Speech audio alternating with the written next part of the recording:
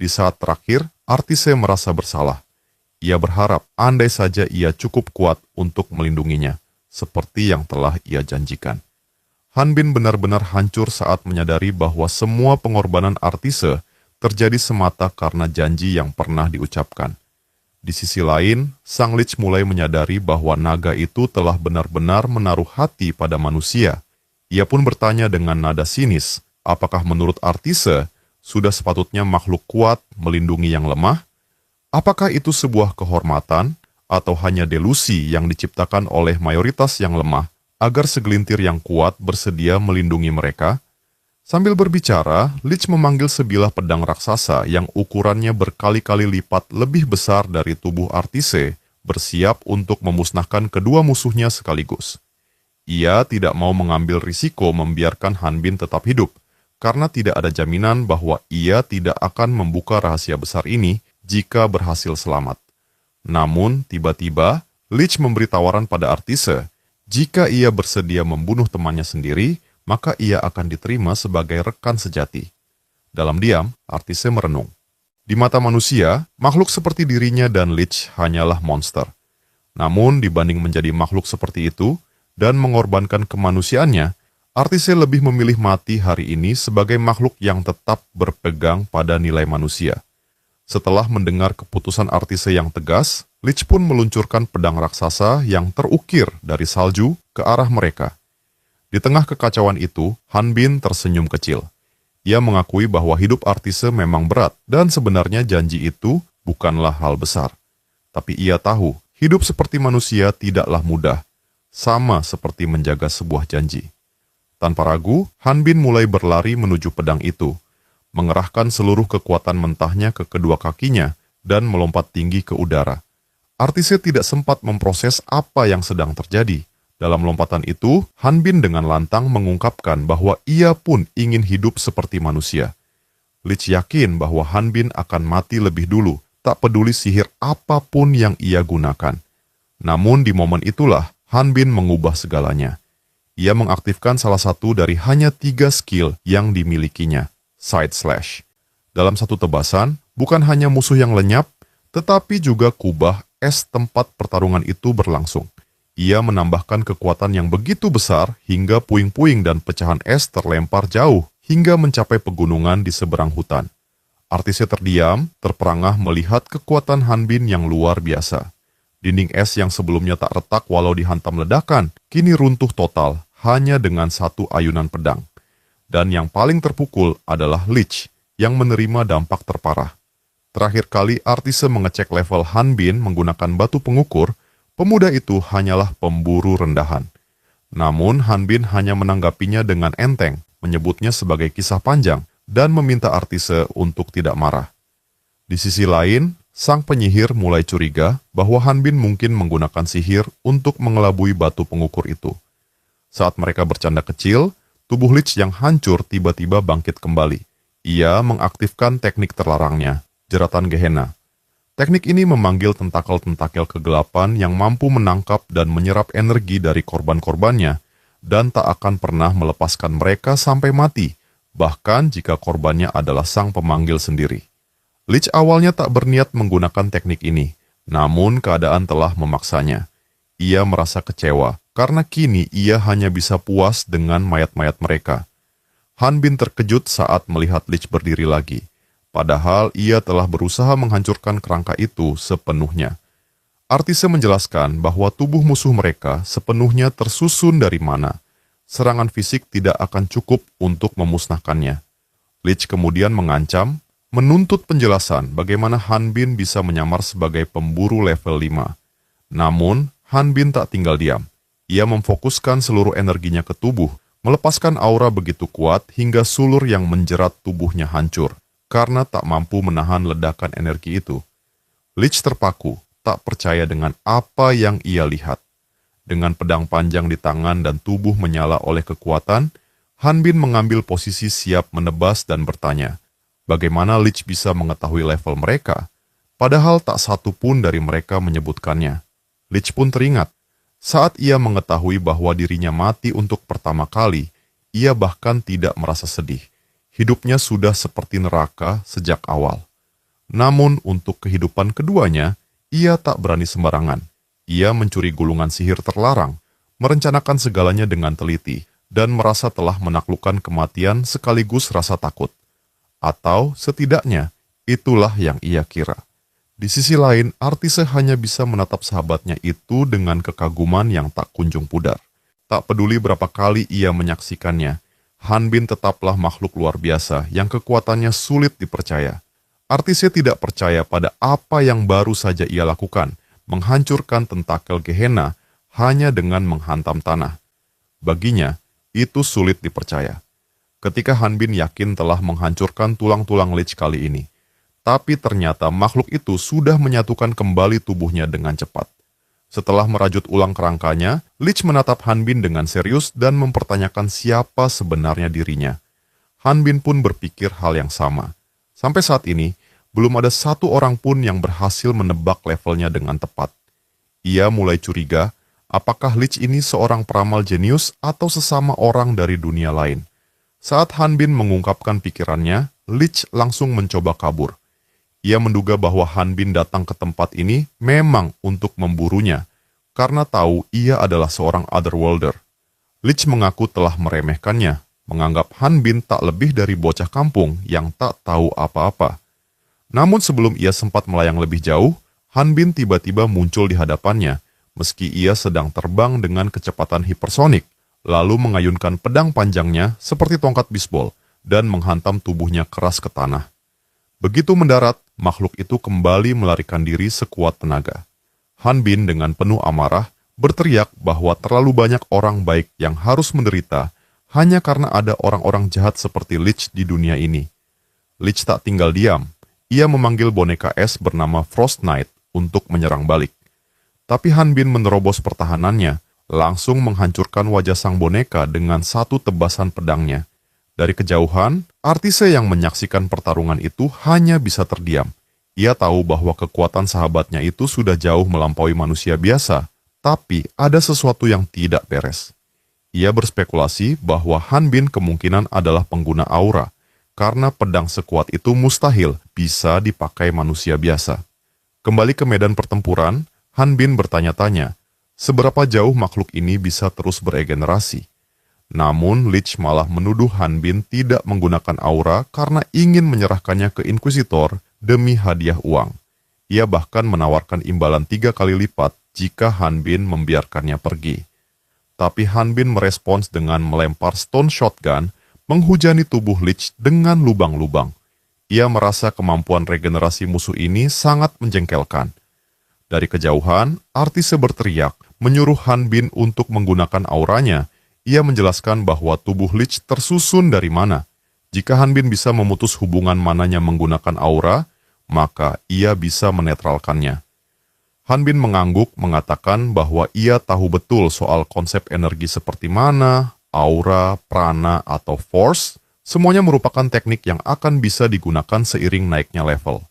Namun masalahnya, ia tak bisa memakai salah satunya karena ia masih level 5. Penjelasan itu membuat Artise dan Lich terdiam. Butuh beberapa detik sebelum mereka benar-benar mencerna ucapan Hanbin barusan. Wajah mereka kosong karena tak bisa percaya bahwa pria yang berdiri di depan mereka, yang nyaris membunuh Lich berkali-kali, ternyata tidak bisa menggunakan sihir atau aura sama sekali. Lich tak membuang waktu. Begitu tahu bahwa Hanbin benar-benar tidak bisa memakai sihir, ia langsung melemparkan kristal sihir ke arahnya. Hanbin mengejek serangan itu sebagai sampah, namun Lich menolak, mengatakan bahwa serangan itu tetap efektif. Bahkan lebih efektif jika diarahkan pada Artise, karena Hanbin tak punya perlindungan terhadap serangan langsung berbasis mana. Hanbin pun kaget, lalu menoleh ke belakang dan menyadari bahwa serangan Lich memang mengarah ke Artise. Ia melompat mundur secepat kilat, menghadang serangan itu dengan tubuhnya. Artise memperingatkan bahwa tujuan Lich sekarang adalah memperbesar jarak antara mereka. Begitu Hanbin mundur, Lich menciptakan beberapa lempengan es dan menyusunnya menjadi senjata baru. Ia yakin Hanbin tidak bisa menggunakan aura karena tubuhnya yang sepenuhnya manusia biasa. Bahkan jika Hanbin bisa memblokir sihir cair, ia tidak memiliki perlindungan terhadap serangan mana murni. Lich mengungkapkan niatnya. ia akan mengompresi energi mana dalam jumlah besar dan menguapkan tubuh Han Bin secara menyeluruh. Dalam momen kritis, Han Bin menghantam tanah beku dengan kekuatan mentah, menciptakan tembok buatan yang besar sebagai pelindung. Tapi level mana yang terkonsentrasi di hadapannya sudah terlalu tinggi.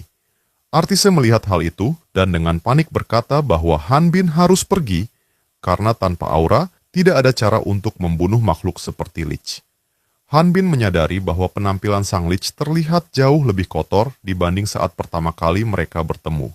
Dengan rasa curiga yang semakin kuat, ia memutuskan untuk melihat lebih dekat. Dalam sekejap, Han Bin menerobos segala ilusi dan jebakan yang dipasang oleh Lich untuk menyamarkan dirinya. Tanpa basa-basi, ia mencengkeram tulang belakang si kerangka tepat di lehernya.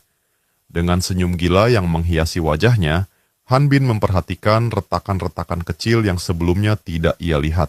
Ia kini yakin bahwa retakan itu adalah petunjuk penting, bahwa tubuh Lich tidak akan mampu beregenerasi jika sudah dihancurkan menjadi debu halus. Lich tiba-tiba menyerangnya dari bawah menggunakan teknik khusus. Dalam serangan itu, sang kerangka mengungkapkan bahwa ia telah membunuh banyak orang hebat dan monster kuat dan tidak pantas dipandang rendah. Ia tak sudi mati oleh orang yang bahkan tak bisa menggunakan aura. Namun sebelum kalimatnya selesai, ia terjatuh ke tanah dan baru menyadari bahwa kedua kakinya sudah tidak ada. Dari balik debu dan asap, Han Bin muncul sambil membawa kaki Lich di tangannya. Ia mulai menggosokkan kaki itu dengan pedang panjangnya, terlihat seperti sedang mempertajam pedangnya, yang membuat seluruh tubuh terasa ngilu. Lich menjerit memohon ampun, tapi Han Bin terus menggosokkan pedangnya ke kaki musuhnya tanpa belas kasihan. Setelah pertempuran brutal itu, Han Bin segera menuangkan ramuan penyembuh ke tubuh rekannya. Artise perlahan berubah kembali ke wujud manusianya. Tanpa banyak kata, Han Bin menutupi tubuh temannya yang telanjang dengan beberapa lembar pakaian. Artise meyakinkan bahwa ia baik-baik saja dengan perlakuan Han Bin. Han Bin hanya bisa mengeluh. Kenapa setiap kali Artise berubah wujud, ia selalu dalam keadaan telanjang? Artise pun mengakui ia berharap memiliki pakaian yang tidak robek saat berubah wujud. Melihat Lich tergeletak tak berdaya, Artise menyadari bahwa Han Bin telah melumpuhkannya untuk sementara waktu. Pedangnya telah ditancapkan tepat ke rongga rusuk Lich, dan lengan serta kakinya telah hancur menjadi debu. Karena tulang Lich terdiri dari mana, ia tidak bisa menggunakan sihir jika koneksi itu diputus. Ini adalah langkah terbaik untuk menghentikan pergerakan undead seperti dia. Saat sang penyihir melihat bahwa Lich masih bernapas, Han Bin mengakui bahwa kerangka utama musuhnya ternyata jauh lebih keras dari yang ia duga, hingga memaksanya menggunakan cara-cara ekstrim. Artise tertawa kecil menyuruh Han Bin untuk tidak berbelit-belit. Ia tahu, menangkap musuh sambil mencoba tidak membunuhnya bukanlah hal yang mudah. Ia menambahkan bahwa hal yang sama berlaku bagi Han Bin. Jika musuh yang dihadapi adalah naga seperti temannya, Han Bin tidak akan pernah bisa membunuhnya. Kalimat itu seakan mengisyaratkan bahwa Artise telah mengetahui identitas asli Han Bin. Han Bin pun mulai bertanya-tanya, apakah Artise sudah tahu siapa sebenarnya Lich ini? Sementara Artise sendiri terlihat ingin menggali informasi lebih dalam. Namun Lich merasa direndahkan. Ia tak terima diperlakukan seperti itu oleh seseorang yang hanya dalam wujud manusia. Artise tanpa ragu mencengkeram tulang paha Lich dan mengirimkan gelombang mana balik ke tubuhnya. Lich menjerit kesakitan. Artise akhirnya menyadari bahwa makhluk seperti Lich bisa merasakan sakit juga. Ia menjelaskan bahwa bagi orang biasa, mana backlash dalam jumlah kecil hanya terasa tidak nyaman, tapi bagi makhluk seperti Lich yang seluruh tubuhnya terdiri dari mana, rasa sakitnya sungguh luar biasa. Artise lalu menatapnya tajam dan menuntut jawaban. Jika Lich tak ingin mati dalam penderitaan panjang, maka ia harus menjawab dengan jujur. Siapa sebenarnya rekan-rekan yang ia sebutkan sebelumnya, dan kenapa ia membunuh para pemburu tak bersalah? Tiba-tiba, asap berwarna biru kehijauan mulai mengepul dari mulut sang Lich. Tak lama kemudian, ia memuntahkan sebuah simbol berbentuk koin, simbol bumi agung. Dalam napas terakhirnya, sang Lich mencibir bahwa naga muda seperti Artise tak akan pernah mengerti bagaimana dunia sebenarnya bekerja. Seekor naga berumur 500 tahun, mungkin sudah paham dan bahkan sudah bergabung dengan mereka, sebuah organisasi misterius. Artisnya terdiam, terkejut mendengar penggunaan kata mereka yang berarti Lich tidak bergerak sendiri. Han Bin memperhatikan simbol itu sambil mengucapkan pelan, Great Earth. Tepat setelah itu, Lich menghancurkan dirinya sendiri dengan melepaskan seluruh energi mana yang tersimpan di giginya. Tubuhnya hancur dalam sekejap yang hanya menyisakan keheningan. Di tempat lain, seekor wyvern wanita bernama Evir sedang berkemas, bersiap meninggalkan rumah lamanya. Ia memasukkan 2 selimut hangat, sikat, alat pengikir kuku, dan barang-barang lainnya ke dalam tasnya. Dalam benaknya, ia bertanya-tanya apakah ada yang lupa dibawa. Memilih barang-barang penting yang harus dibawa bukanlah keputusan mudah baginya. Namun setelah semuanya dimasukkan ke dalam tas, ia menarik napas dalam, lalu bersiap untuk pergi. Perjalanan barunya telah dimulai. Tas yang dibawa Evir terlalu penuh, membuatnya tidak sanggup menanggung beban itu. Ia pun tak punya pilihan selain meninggalkan sebagian barangnya. Dengan penuh emosi, Evir memeluk tasnya erat-erat, seolah ingin menolak kenyataan bahwa ia harus merelakan sebagian dari benda-benda berharga miliknya. Segalanya terasa berat, apalagi ketika ia menyadari bahwa semua ini bermula dari hal-hal aneh yang terjadi di sekitar tempat tinggalnya. Keanehan itu datang tanpa peringatan. Tiba-tiba, hutan di sekelilingnya terbakar, dan bara api menyambar hingga menghanguskan kebunnya. Ketika ia memadamkan lampu untuk tidur, bongkahan es raksasa mendadak jatuh dari langit, menghantam tanah dengan kekuatan luar biasa. Tapi itu belum semuanya. Gempa bumi mengerikan mengguncang tanah sedemikian rupa, hingga rasanya seperti benua ini hendak terbelah 2. Tak bisa tidur, tubuhnya melemah, dan sisiknya tampak semakin kusam. Sebuah cerminan yang memperlihatkan kondisi jiwa dan raganya yang terkuras. Dalam hati, Evir berspekulasi bahwa ini semua adalah hukuman dari Sang Dewi. Saat kenangan tentang pertemuan mereka berkelebat di benaknya, Evir tiba-tiba menyadari kehadiran seseorang di pintu masuk gua, tempatnya bersembunyi. Namun ketika ia menoleh untuk memastikan, tidak ada siapapun di sana. Firasatnya kuat bahwa sesuatu yang buruk sedang mengintai. Maka ia pun memutuskan untuk segera pergi dari sana. Namun secara tiba-tiba, seorang pria muncul di hadapannya. Ia tampak kaget melihat seekor wyvern yang bisa berbicara. Evir juga terkejut, bertanya-tanya kapan pria itu muncul dan apakah ia sempat mendengarnya berbicara sendiri. Pria itu menjelaskan bahwa ia sedang mencari seseorang dan suara Evir tadi yang membuatnya mampir. Evir dengan tenang menjawab bahwa tak ada seorang pun yang tinggal di sekitar tempat itu. Pria itu mengakui kesulitan yang ia alami dalam pencarian karena hal itu. Evir merasa dirinya tidak berguna, sebab sudah lebih dari setahun ia tak melihat satu manusia pun, dan ia tak mungkin bisa membantu. Tapi pria itu mendesaknya, mengatakan bahwa Evir pasti pernah melihat sosok temannya, seorang kerangka. Adegan pun kembali bergeser. Artisnya tak pernah menyangka bahwa kerangka itu memiliki batu sihir sebagai giginya. Sejak awal, ia takut bahwa Sang Lich akan meledakkan dirinya sendiri, dan ia tahu bahkan dengan seluruh mana yang ia miliki, ia tak akan mampu menghentikannya. Dalam kondisi lemah, Artisnya meminta Han Bin untuk segera lari, sementara Artisnya mulai kehilangan kesadaran karena kehabisan energi. Di tempat lain, seorang wanita bernama Leslie mendengar suara ledakan. Ia menoleh ke arah seorang pria bernama Richard, anggota dari kelompok Great Earth, dan bertanya apakah bom telah dijatuhkan di dekat wilayah itu. Richard memeriksa jejak mana yang tersisa dan menyimpulkan bahwa sihir itu terjadi sekitar seminggu lalu. Ia menunjuk ke arah tempat ledakan itu dan menyebut nama Shin Ha-jun. Leslie terkejut, namun ia sadar bahwa Shin Ha-jun memang telah berubah menjadi Lich demi menghindari kematian. Tiba-tiba, pria yang sebelumnya mencari kerangka dan sempat bertanya kepada Evir datang menghampiri dan mulai bercanda kasar dengannya, memicu pertengkaran kecil yang penuh keakraban. Leslie memanggilnya dengan nama Alejandro, sang orang terpilih, dan mengingatkannya bahwa ia sudah diperingatkan untuk tidak menyentuhnya. Alejandro berseloroh bahwa jika Leslie berani menggunakan sihir padanya, maka tangannya akan tercabik-cabik. Sebelum pertengkaran itu berkembang menjadi perkelahian sungguhan, Richard segera turun tangan dan menghentikan mereka. Ia lalu menunjukkan kepada Alejandro tempat di mana Shinhajun gugur dalam pertempuran.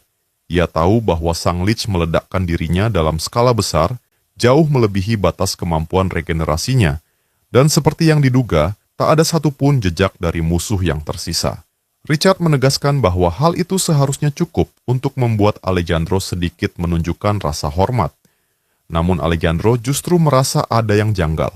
Menurutnya, aneh jika kerangka itu meledakkan diri. Leslie pun sependapat, karena sulit dipercaya ada seseorang yang mampu menekan lawan selevel 72 hingga memaksa mereka untuk meledakkan diri. Alejandro menegaskan bahwa bukan itu yang ia pertanyakan, melainkan mengapa ledakan itu terjadi di lokasi itu. Tempatnya tidak begitu jauh dari posisi mereka saat ini.